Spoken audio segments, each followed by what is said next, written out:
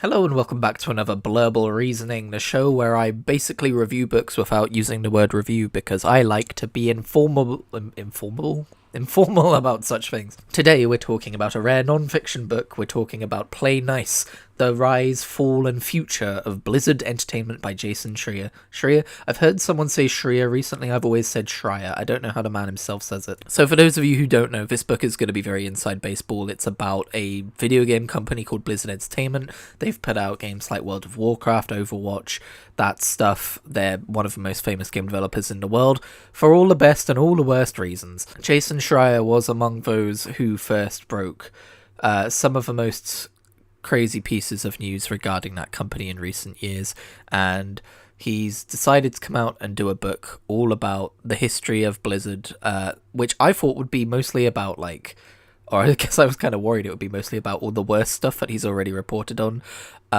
But yeah, as a person who, I was going to say a fan, I was like, am I a fan? Yeah, I'm a fan.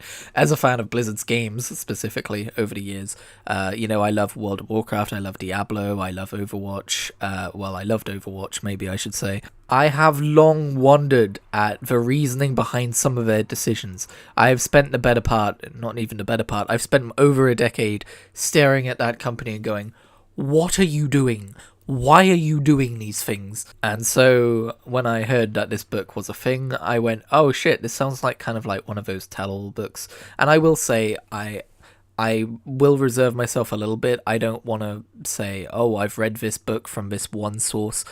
I'm an expert on all things that are happening behind Blizzard Entertainment now. I know the ins and outs of everything with that company, because as tempting as it is to let yourself believe that, it is simply not true. But that being said, this book did shed light on and give answers to many questions I have had over the years as to just what the hell has been going on behind those doors. But I will start off by saying, as far as reviewing the book goes, the book by Jason Schreier, the writing was concise, it was informative. Where did I write it? I wrote that it was informative, fascinating, infuriating, well-structured, and concisely delivered. I think that is my review on the book in brief. If you are just looking to see if it is a well-written book, yes, in my opinion, it is. But now to talk about the contents of the book, I suppose. When I said it's fascinating, it was fascinating to see how these forces came together with Mike Morhaime and Alan Adham to kind of make what would become Blizzard Entertainment and where some of their ideas come from. And the way Jason Schreier structured the book, it was kind of very linear, although of course you can't tell everything at the same time. So as the book went on and more aspects of Blizzard Entertainment existed, we would go back in time every now and again. But for the most part, it was a linear telling of how the company known as Blizzard came to be, how these games came to be, the notable names within that company, where they came from, and also a lot of stuff that we hadn't heard before, such as a lot of the early frat boy culture stuff in the early days, which is painful to read, especially when some of the names on the pages are ones that you kind of liked, and you're like, oh, Chris Metzen was throwing parties, that's not cool. But at the same time, it's not a damning book, it's not a super judgmental book. It also takes pains to show where this came from, why these things came to be, and while it doesn't offer excuses or anything sordid like that, you do get an impression as to how things came to be, the awful ways that they came to be. And I'm talking the cultural level stuff, not the specific this person did this thing to this person stuff. People in this book sometimes read villains, which if they were in a fictional book, you'd be like, that's far too on the nose. No one's going to believe that. Armin Zerza? I didn't know that man existed until I read this book, but he is a goddamn comic book supervillain, I swear to God. He was installed, and I'm not just going to relay the contents of the entire book here, but for this one specific example, he was installed by Kotick and by Activision into Blizzard to specifically kind of instill Activision values into the company in terms of monetization and that kind of thing. And apparently when one employee went up to him to ask him about something, he said to someone else, please remove this man from my site or something. And it's oh my God. We make jokes about money-driven business individuals in publishing being this evil, but Here he is. This is a direct quote. Now, of course, sources can lie, sources can have biases, sources can misremember things, but yeah, Jason Schreier does say, like, anything within quotations in this book, unless otherwise stated, are things that have been said directly to me. But yeah, it's been fascinating to see, like, why Diablo 3 was different to Diablo 2. I didn't know a lot of the stuff personally about Blizzard North, and like how that went down, and how Diablo 3 was more of a product of, like, you know, Blizzard South main Blizzard than it was the original two games as Blizzard North developers. And I did see a little criticism in a review that was like, we already knew most of this stuff, and I'm thinking, yeah, but this isn't just I'm telling you new things, it's also like I am telling you the entire story of Blizzard within the context of what the new things you didn't know about tell you about Blizzard. And honestly, what I think this book is, if this was a fictional book, I would call it a tragedy, because it's, I mean, again, I cannot stress enough, the formulative era of early Blizzard Entertainment was wrought with problems when it comes to, like, frat boy culture and no diversity within the staff, that kind of thing. But from a fundamental game-making level, it is a tragedy to watch this company where it was just like this company of people who had these crazy ideas and got together and made the ideas and made the cool game and shipped it and had these was able to have these notions, I guess, about, like, it's ready when it's ready.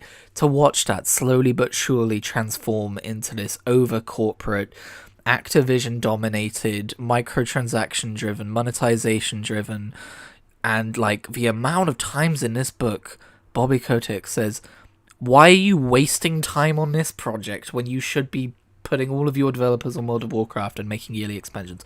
Why are you wasting your time on this card game? Why are you wasting your time on this hero shooter?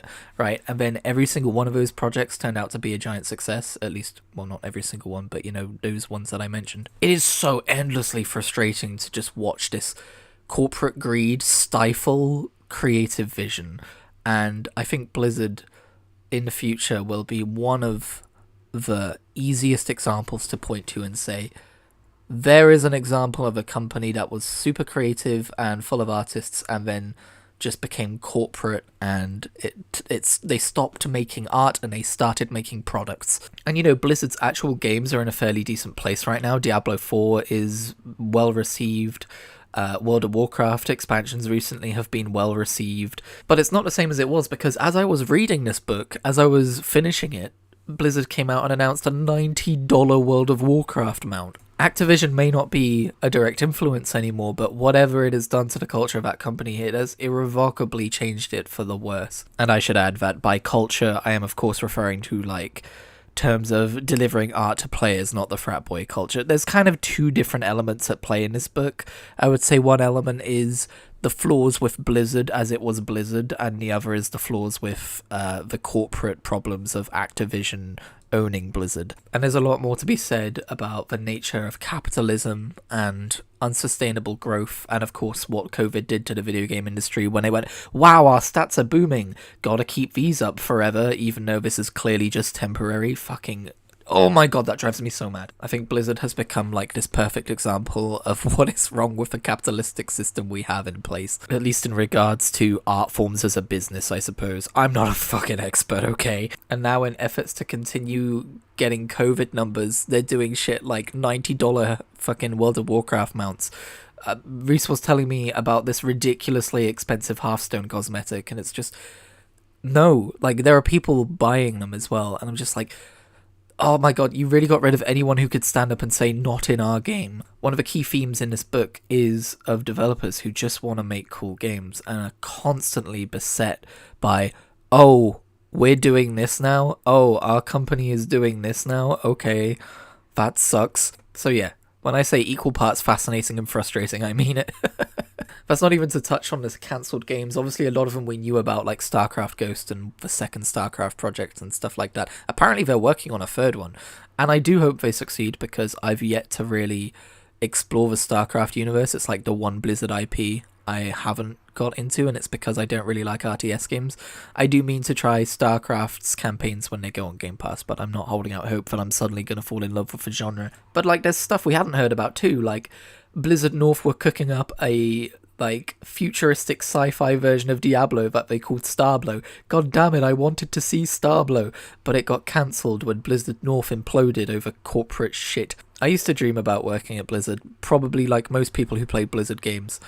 And having read this book, I can now say, obviously I was never going to end up working at Blizzard. For one thing, I'm bloody British. But thank God that I was never able to do that, because I would have been one of these many, many, many, many people who had these grand artistic visions and were so excited to work for Blizzard and then found their creative, desires stifled by corporate bullshit. But yeah, to kind of like reel this back in, I think what's so great about this book is it tells the story of Blizzard in a way that I don't think can be summarized any more concisely than the entirety of this book. I cannot quickly get across to you the nuances of this person was awful for this reason, and they also did this thing which wasn't so bad. I think it's difficult to see people in their entirety as people who have done bad and can do good, and like where you draw the line at who you forgive or maybe not forgive even, because you don't even know them as real people, but from like a parasocial sense, who you can stand to keep being a character in this story, I guess. Like, Bobby Kotick is not represented in a good light in this book. I'm sure he's probably trying to figure out if he can sue Jason Schreier right now, but even he has like one or two moments where I'm like, yeah, okay, I can pick up what you're putting down. And it is literally like one or maybe two moments, but like, I don't know, like a direction he wanted the company to go in that I could be like, oh, that actually makes sense. Maybe they should have hired more developers for Overwatch. Something which Blizzard would eventually agree with after Kotick had left, according to this book. I need to start saying according to this book. A better example, I think, is I have been notoriously... I'm not notoriously anything. I was very critical of most things Mike Ibarra ever said or did, but apparently he really wanted to cut back on microtransactions within Diablo 4 around the time he was gotten rid of, and I would have really appreciated that. One thing I'm learning throughout life as I get older is that it's never as simple as good or evil, and this book illustrates that brilliantly. It spends time not just on like the awful harassment stuff, but also like how some of it was misreported within the lawsuit itself and the effects it had on the people who were actually not doing the things that it implied that they were, just because they were in a particular picture or in the same sentence as somebody else without additional context. And it's a solemn reminder to like, I don't know, not jump to conclusions is too simplistic of a way to put it, because when we see the shit that we're shown, we're obviously going to react badly to it. But just a reminder that we never know all sides of a story. And this book won't be all sides of these stories either. One thing's for sure though, and it really shouldn't need to be said, but I really fucking wish that the company which puts out some of my favourite games ever made would have treated women better. It's so disappointing. So yeah, thanks for coming along. I am now your resident Blizzard expert. I read this one book by this Jason Schreier guy, okay? I know everything that went down at Blizzard Entertainment, so if you need to know anything, just at me, I was worried about how I would feel reading this book, but I'm really glad I did. I feel like, again, not to be like I'm an expert now, but I feel like I understand the company a little bit better, and I'm also very worried for its future. But hopefully they can be artists again and not product designers. Thank you very much for catching this episode of Global Reasoning, and I will see you in whatever I make next.